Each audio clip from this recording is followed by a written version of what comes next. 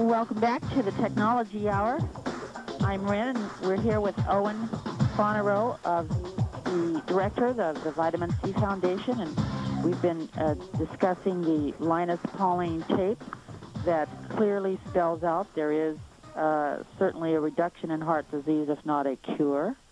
And so of recent studies, we find that, in fact, there are people that have had really severe heart disease and now are free from that. So you wanted to get into a little something, Owen, about...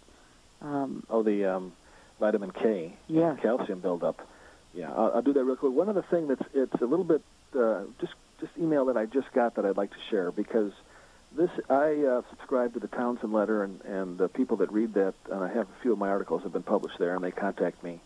And it turns out in the United Kingdom they've run a study of the Pauling therapy, the first one, and it's from 1997 to 2000, so it's a 2 to 3 year study, and they gave 6 grams of vitamin C, 6 grams of lysine, 800 vitamin E, and the bottom line was that while the normal plaque growth was 15 to 30% in the placebo group, our main important observation was that plaque growth was nearly halted to 2 to 3% per year from 15 to 30 in the Pauling therapy group, and that's about to be published. The thing that I wanted to mention about what I've been, in researching heart disease, we've been studying the Pauling therapy, and we have seen cases where angiograms have shown that people have had reduction in the plaque, but they've still had high elevated blood pressure and stiff arteries. Mm-hmm. And that has led me to the discovery of not only that vitamin K has a role in regulating calcium out of soft tissues and into bones. In fact, in Japan, 45 milligrams, which is a very high amount of vitamin K, is one of the treatments for osteoporosis. But it turns out the anticoagulant drugs that cardiologists will give to people, and they're trying to, this is what's in their toolbox, and they're trying to prevent heart attack. But the drugs work by blocking vitamin K uptake, generally by the liver, and this creates a pseudo-hemophilia in people. They can't clot as fast. But it turns out by creating this vitamin K deficiency, it is increasing, apparently, the calcium buildup in soft tissue arteries and heart valves. So the same drugs that people are taking, we're thinking it's going to help them in one way, is apparently having a problem another way. And I'm by thinning the blood, right? Yeah, so they're trying to thin the blood, and they're doing it by blocking vitamin K. But by doing that, it's causing buildup of calcium. In fact, I'm looking now at one of the Medline articles about Warfarin, which is one of these drugs, causes rapid calcification in the elastic tissue in rat arteries and heart valves. And they say aortic calcification was first seen after 2 weeks of Warfarin treatment and progressed increasingly in density at 3, 4, and 5 weeks. By 5 weeks, the highly focal calcification of major arteries could be seen on radiographs and visual inspection of the artery. And so in the animal studies, these thinners caused this calcium buildup.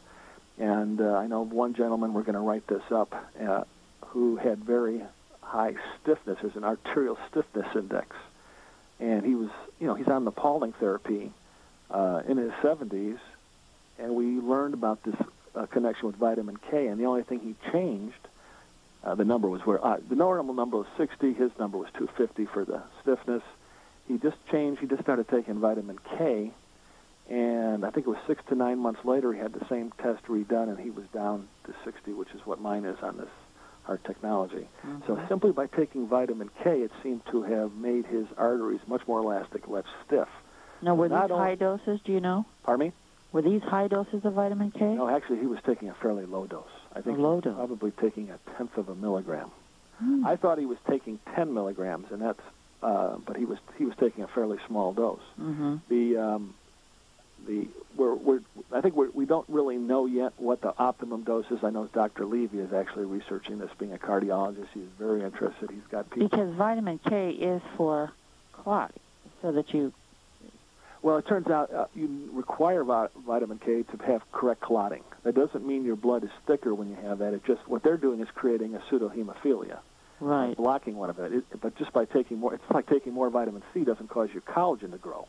Sure. More than it's the same idea, but vitamin K is involved in so many things in addition to this that it really is a shame that the people don't know the fact that this is not probably the optimum way to prevent heart attacks. In fact, if you want to prevent a heart attack, according to circulation, American Heart Association, as an Oxford team looked at 27 major studies, and they focused on lipoprotein small a, this lipoprotein small a that Pauling and Rath identified, and they said if you have elevated lipoprotein small a, your chance of a heart attack is 70% greater than those who had normal or under.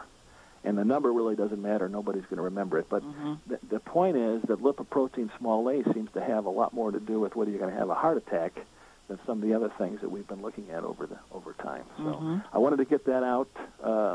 Thank you for the opportunity to let people know.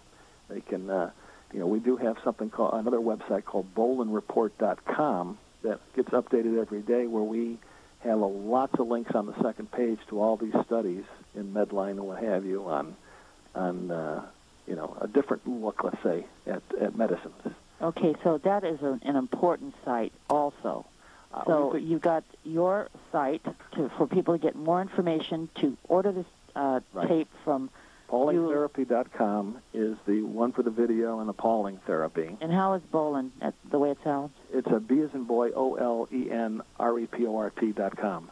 Tim Bolen is a phenomenal person who is going after these so-called quackbusters who are out there protecting regular medicine by calling anybody who says anything, that they don't agree with a quack. Right. And so Tim has made a name going after them in court, and this is his newsletter. And so it's the only place you're going to be able to read about this, because everybody else is afraid to talk against it. And there's just these very interesting articles that you won't really see played up. They're out of the major medical journals, but you just don't see, the idea that blocking vitamin K is going to cause calcium to build up in your arteries and your heart valves. It's not something that people know about. So that's why we look for that. Well, you can see, because if they just take for face value, it supports clotting, then you don't want that to happen if you're doing the drug.